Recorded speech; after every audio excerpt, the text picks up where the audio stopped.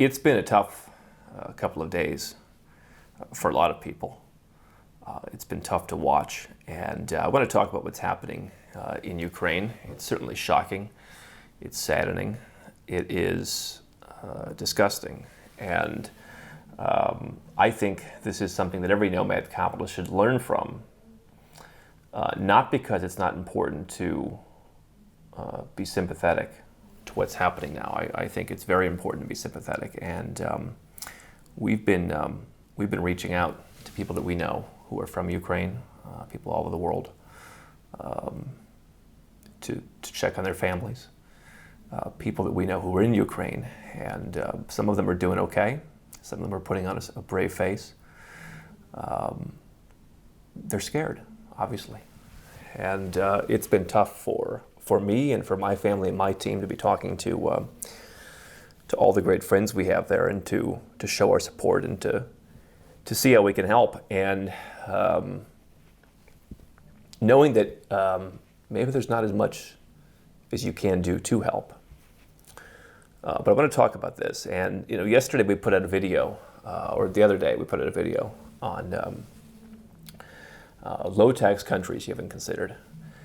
We often film a whole bunch of videos. We sit down, we make videos, and we think, okay, what's going to be relevant, hopefully not just today, but what's going to be relevant a month from now, a year from now, what have you. Certainly tax laws change, certainly laws and programs change, but what's going to be relevant? And we'll sometimes sit down and do 30 videos in a sitting. And we made a video before this all happened that talked about countries that people don't consider. And we have had people from Russia that we've helped. We have had people who wanted to move to Russia because they had a girlfriend there, they had a fiance, they had a wife, they wanted to move there, they liked the country. Certainly, I mean, everything that's going on aside, there are charms about cities like Moscow, cities like Kyiv.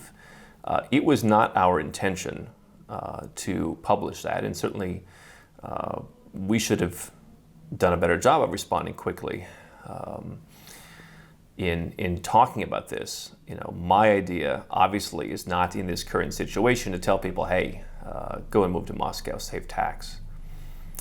I still believe that taking care of yourself, giving less money to the government, is the best way to put yourself in a position not only to create more jobs. I have a lot of friends who hire people in Ukraine, and I saw something on LinkedIn where the person's employees in Ukraine were saying, make sure that you have a job available for us when this is all over. Can you help us at least with that? Can you help us make sure that we have the economic security? And I believe that when you take care of yourself, you can take care of others in your business. You can be charitable. I know we're looking for ways to help, and if people have ways, that we want to hear from you. But we have so many friends there, and the idea that we would publish something talking about, hey, go to Moscow, was certainly not some kind of premeditated idea, because we don't sit in and make these videos and say, hey, what are we going to publish today? Let's talk about Moscow. That certainly wasn't the goal. Obviously, I am against war. One of the things that I was so frustrated about, I mean, people hear us talking about all the taxes. I don't always share my personal opinions here about other stuff. We run a business, and our business helps people with tax planning and with residence and citizenship planning and with all the stuff we talk about. I've talked about how I left the United States, and I can tell you one of the things that really frustrated me is I am politically homeless in the U.S.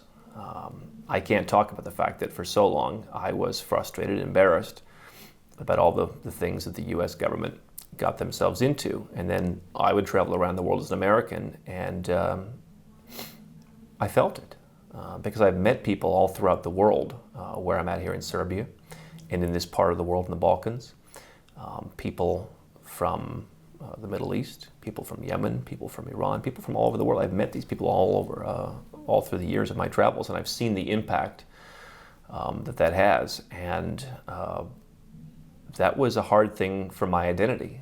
It was a hard thing for me to accept. I don't like. This is not a whataboutism about Putin, but what about the U.S.? It's not what it is at all. Obviously, what's happening now is disgusting, and it's appalling, by the way, in the 21st century.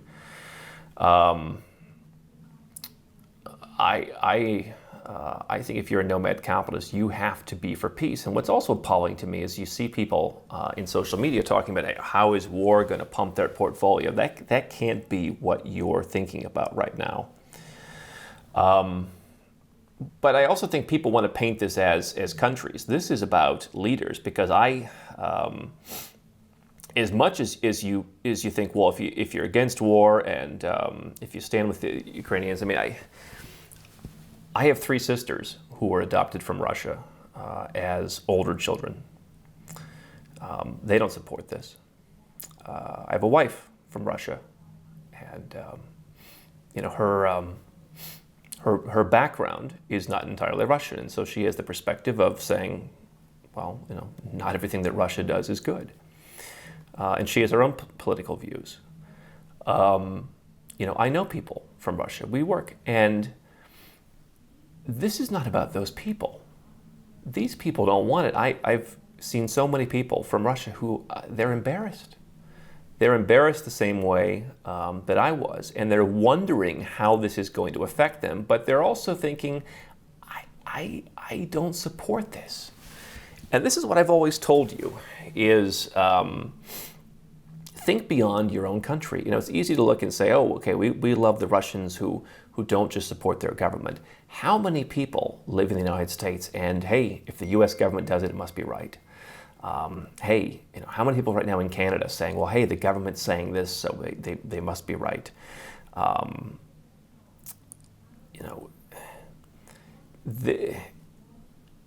You have to be able to think beyond borders, and the fact that so many people, I think, just accept at face value patriotism and what their country does, and it must be right, is why we have these problems, and it's why you're not as free as you'd like to be. One of the things that got mentioned is people say, well, Andrew is he's against stay and fight. There is incredible bravery, and I'm watching with great emotion as I read and I follow some of the news on what's happening in Ukraine, and you can't help but be astonished by the bravery of people who are fighting for their country. And the fact that people are coming, as an 80-year-old guy who came and said, I want to fight. I think that people watching may get confused the idea that when I say don't stay and fight, now, I don't think I'd be that useful in a war. I don't know that I could be of that much help. But I was never talking about your country. That was never the idea. This was not the idea about don't stay and fight. Don't stay and fight was, I don't agree with the policies of my country. I don't agree with the taxes. I don't agree with the fact that what they're doing. I've always talked about forces from within. You go and look at Canada right now. You go and look at Australia. And you want to say, oh, well, you want to say other countries have propaganda. Most people in Canada and Australia agree with what has been happening in those countries. They agree with freezing your bank accounts. They agree with, if the government doesn't like you, they can take your money. You can't leave your country. You can't come into your country. I mean, most people agree with this. And when I say don't stay and fight, I mean within your own country, if you believe in freedom, if you believe in sovereignty, most people aren't with you in the Western world. And you know what I've always said? More people believe in those things in places where they've seen difficulty. Most of the people who watch us are in a country that probably hasn't had things so bad. And listen, I'm not here to say that you should try and have it bad because you don't. Obviously, again, I think the greatest impact is for you to succeed to the highest level, keep as much of your money, be as free as you can, and then support people who need it. I'm proud to do that, and we have people all over this region, including our team in Georgia, whom I spoke with, and this sends chills down their spine because they saw this 14 years ago, and they've lived through this, and it's happening again. But you have to go where you're treated best. And what's been interesting to me, I have friends who were messaging us saying, hey, we're going to the Polish border and we're getting in. I had a couple of friends who said, hey, we made it in, and we made it out of Ukraine. We made it into Poland because the guy's a foreigner. And our friends who were Ukraine, they got there with us and they got left behind because the guys need to stay, and they're not letting the men leave. People care about their families. People care about their safety. Going where you're treated best is a natural human response. And I think it's important to understand right now that maybe this particular thing won't happen anywhere or everywhere. There's a lot of stuff happening in the world right now. We've been talking about it for the last 2 years.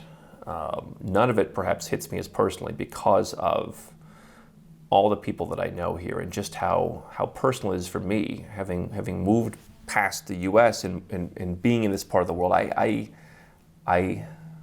see why people are so scared, why they're suffering. But you can learn from that. And I mean, people in Ukraine want safety. You want safety. The world has become less free, but you don't have to become less free because you can protect yourself. One of the things we're seeing is, it's so easy to paint people into certain camps. I mean, we always say, hey, the UK wants to cancel its investor visa. Why? Because Russian oligarchs are coming. Most people who are doing that most people who are moving to the UK were not oligarchs. But it's convenient to paint everybody as an oligarch. Everyone who wants a golden visa is some corrupt fat cat, and yet, plenty of people like myself, Americans, are going and taking advantage of programs right now, and I don't think most of them are corrupt. And so it's so easy to paint, for example, when the independent newspaper in the UK said, cancel all residence permits, cancel all visas for every Russian. There are Russians who are against all of this. And maybe they're against all of it so much that they're not going to be safe if they're sent back. The EU has talked about canceling visas. I mean, banking in Russia is going to be very difficult. And so, number one, if you've got a passport, let's say you're American, I mean, that's a passport that has some enemies. It has some drama attached to it. I want to have an agnostic passport in times like this. I don't want to have to say, oh, I'm Russian, what are they going to do to me because I'm Russian, whether I agree or not. Oh, I'm American, what are they going to do to me, whether I agree or not. You're going to see a lot of innocent people who, merely because of their nationality, not because of their views, suffer some very severe consequences. I can tell you, when I told Mrs. H, my wife, when we met, I said, you are entitled to citizenship by descent. You should claim it. She said, but that passport's not so good for us. Why would I want that? And I reminded her last night, we each hold several citizenships now. I reminded her last night, this is why you want it. Because being from a place where, being from a dramatic place means that's going to be attached to you at times, even if you don't agree, even if you are opposed, even if you are with the other side. It doesn't matter because they just come through into these blanket things. This to me shows in the chaos. I'm sure there will be some people who will say, well, I want to figure out how things work out. I believe that for all the reasons we've seen in the Western world in recent months, but as well as this, you need to have some kind of other citizenship. You need to have a place to go. I've talked about it for Americans. Having residence in Mexico gives you a place where you can walk in. I'm not saying that solves every problem. I mean, if you believe there's going to be a problem where you're living, the best thing to do is to not live there. And I am in touch with people right now who don't live in Ukraine. They're from Ukraine, but they don't live in Ukraine, and their family is there. And in some cases, they have offered, at least in one case, they've offered their family to come and live with them overseas, and the family didn't want to go. The person in particular has siblings who are children. Their mom is there. they're not going to be going and fighting, but they are scared, and they aren't safe. And so many people tell me, "Oh, well, I'm just going to go, and I don't know about my family." I mean, have your second passport, have your second residence, have a safe place to go, have somewhere where you can go, have somewhere where you are not going to hesitate when times get tough. You don't have to figure out the plan then. You have the plan ready. And if you can take your family with you, if you can get your family a residence permit, if you can get your family a passport, if you can buy a place that the whole family can get into, if you can have bank accounts in other countries where you can either withdraw money or you have access to funds, if you are diversified, if you have options, you will be able to weather these storms. And when storms come, you will be able to get out. I'm in awe with respect of the people who are sacrificing for their country. It's different to me than the U.S., where the U.S. goes and often preemptively does things. It's another thing. I mean, I saw something that 90% of Americans would fight back if someone invaded their country. It's a little bit different than saying, "Hey, I don't agree with the politics, so I'm going to stay here and vote and hope that changes it," despite the fact that people are against me.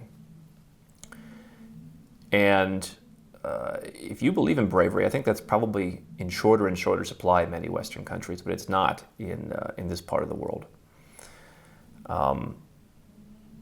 There's a lot to process here, but for me,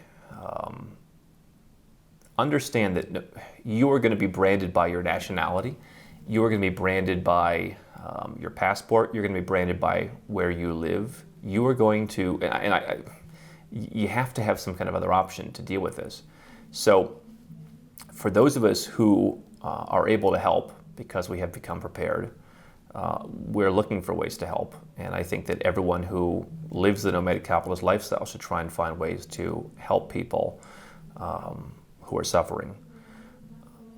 And that's very much on our mind, and we're doing that personally, and I won't say any more about it, but this should at least be a lesson.